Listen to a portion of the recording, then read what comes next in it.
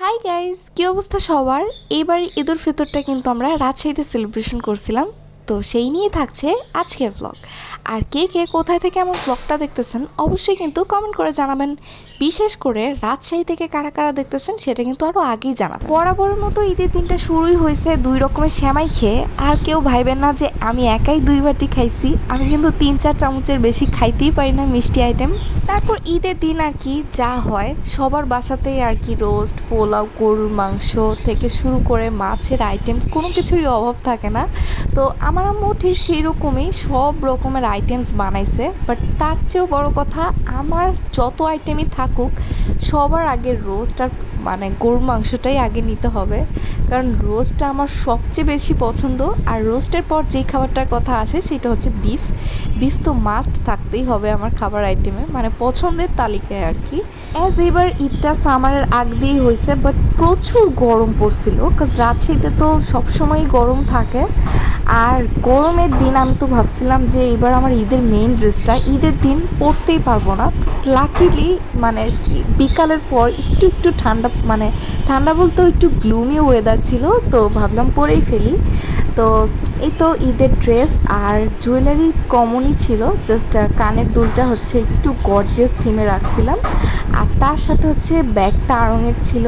আর এই ঈদের ড্রেসটা নিয়ে অনেকেরই কোয়েরিজ ছিল যে ভাইরাল ড্রেস কিনছি।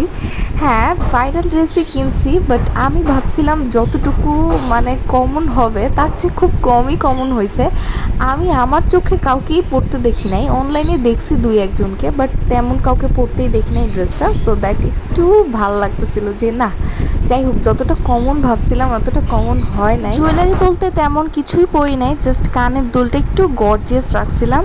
আর তারপর হচ্ছে যেই গোল্ডের আইটেমসগুলো রেগুলার ইউজেরই রাখছি, গোল্ডের চেইন, তারপর হচ্ছে ব্রেসলেট, আর তার সাথে হচ্ছে ডায়মন্ডের রিংটা, এগুলো আমার রেগুলার ইউজেরই। অ্যাজ ঈদের দিন, সো রেগুলার লুকের চেয়ে একটু ডিফারেন্ট লুক চাচ্ছিলাম। তো আমার হেয়ার স্টাইলের সাথে একটা রোজ অ্যাড করে দিছি, তো দেখলাম লুকটাই চেঞ্জ হয়ে গেছে। অ্যাজ আমার ড্রেসটাও মেরুন কালার ছিল, তো মেরুন কালারের সাথে রেড রোজ অনেক ভালো যাচ্ছিল। তারপর কি ঈদের দিনে এই লুকসটা দেখে সবাই এত বেশি পছন্দ করছে, প্রশংসায় মানে ভেসে যাচ্ছিলাম। বড় আপু থেকে শুরু করে বান্ধবী, বড় ভাইয়া, বড় কাজিন যারাই দেখছে তারাই এই লুকসটার অনেক বেশি প্রশংসা করছে যে এই লুকটা এত বেশি মানাচ্ছে। আর আমি নিজেও অনেক বেশি অবসেসড ছিলাম। তারপর কি মিররের সামনে ঢং ঢং করতে করতেই যত টাইম চলে গেছে। আর তারপর বারান্দায় এসে কয়েকটা ছবি তোলার বৃথা চেষ্টা করতেছিলাম, বাট লাইট তো অলরেডি চলে গেছে, ডে লাইট, তো তেমন একটা ভালো ছবি না আসলেও মানে টুকটাক স্ন্যাপ নিতে পারছি আর কি, এই যা। তো তারপর হচ্ছে আমরা একটু রেস্টুরেন্টে যাওয়ার উদ্দেশ্যে বের হয়ে গেছিলাম। আমি, আমার ছোট ভাই, আম্মু আর সাকিব তো ছিলই। আমরা চাচ্ছিলাম রেস্টুরেন্ট হলো এমন একটা প্লেস হতে হবে যেটা হচ্ছে একদম আউটডোরেরই ভাইব দিবে, বাট অনেক সুন্দর সুন্দর পিকও তুলতে পারবো। তো এই কথা ভেবেই আমরা ডিসাইড করছিলাম যে রাজশাহী শহরেই একটু সামনের দিকে, মানে যেই রাস্তাটার নাম হচ্ছে 12 রাস্তার মোড়।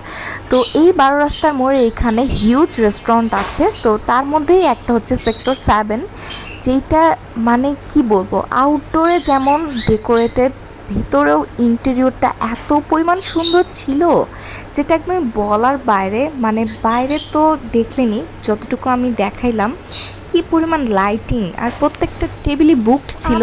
আউটডোরের একটা টেবিল ফাঁকা হওয়ার জন্য ওয়েট করতেছিলাম, আর আমরা ততক্ষণও টের পাই নাই যে ইনডোরে এত সুন্দর বসার জায়গা থাকতে পারে।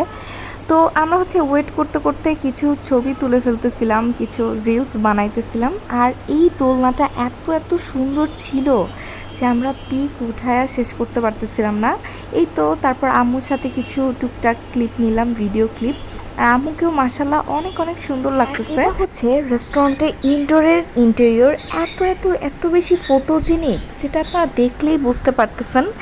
মানে গ্রাম বাংলার ঐতিহ্যের সব কিছু এখানে তুলে ধরা হয়েছে, শখের হাড়ি থেকে শুরু করে গ্রাম বাংলার হচ্ছে দরজাগুলো, তারপর হচ্ছে এই যে গরুর গাড়ির হুইলগুলো, এই হুইলগুলো অনেক সুন্দর করে ওরা রাখছে। আর তার সাথে তো হচ্ছে ধান ভাঙানোর ঢেকিও ছিল। বাহির থেকে এত সুন্দর ঈদের চাঁদ দেখা যাচ্ছিল, মানে ক্যাপচার না করে আর থাকতেই পারলাম না, কি যে সুন্দর লাগতেছিল ঈদের চাঁদ। যাই হোক, তো এই রেস্টুরেন্টটা সম্পর্কে অনেকেই জানতে চাচ্ছিলেন, সেই জন্যই বললাম। রেস্টুরেন্টটার নাম হচ্ছে সেক্টর 7, 12 রাস্তার মোড়ে। যারা রাজশাহীতে আছেন বা যেতে চাচ্ছেন তারা ইজিলি যেতে পারেন।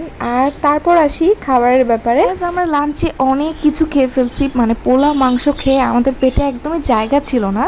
তো যেহেতু আমরা সন্ধ্যার সময় আসছি, তো একটু তো বিকালের নাস্তা করাই লাগতো। তো এই তো আম্মু নিয়েছিল হচ্ছে চাউমিন, আর আমরা নিয়েছিলাম হচ্ছে বিফ বটি কাবাব, এই যে লুচির সাথে।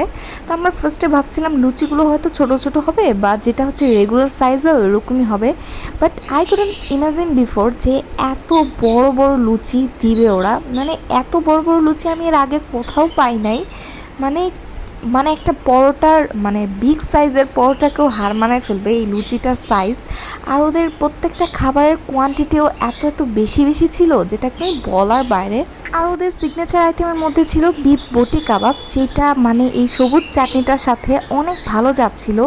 মানে খুবই খুবই বেশি মজার ছিল ওদের খাবারটা। তারপর আর কি খাওয়া দাওয়া শেষে আমরা আবার চলে যাচ্ছিলাম বাসার উদ্দেশ্যে। তো বাসায় যাচ্ছিলাম, তারপর এই তো লাস্টবারের মতো ভিডিও করতেছিলাম। তো বাসায় যাওয়ার পথে আমাদের ডিসিশন আবার চেঞ্জ হয়, যে আমরা আবার হচ্ছে নগর ভবনে একটু থামছিলাম। তো নগর ভবনে এসে হচ্ছে আমি ভাবছিলাম যে ছোটো ভাই কিছু রাইডে টাইডে উঠবে। তো আমার ছোটো ভাই একটা রাইডেও উঠতে চাচ্ছিল না। তো একটা মজার কথা বলি, সেটা হচ্ছে আমি আর আম্মু কিন্তু জুতা এক্সচেঞ্জ করছিলাম একজন আরেকজনের সাথে। কাজ আমি যেই জুতা কিনছিলাম সেই জুতা মানে পরে হাঁটতে হাঁটতে আমার পুরো পায়ে ফোসকা পড়ে গেছে। তারপর হচ্ছে আম্মু আবার আম্মুর হিলটা দিছে আমাকে পরতে, তারপরে আমি আর কি বাঁচছি কি। আমরা মেলায় কেনাকাটা করে ঘোরাঘুরি করে আবার বাসার উদ্দেশ্যে চলে যাচ্ছিলাম, আর আমাদের বাসার সামনে এত সুন্দর করে সাজাইছিল ঈদ উপলক্ষে। So that was my blog for today.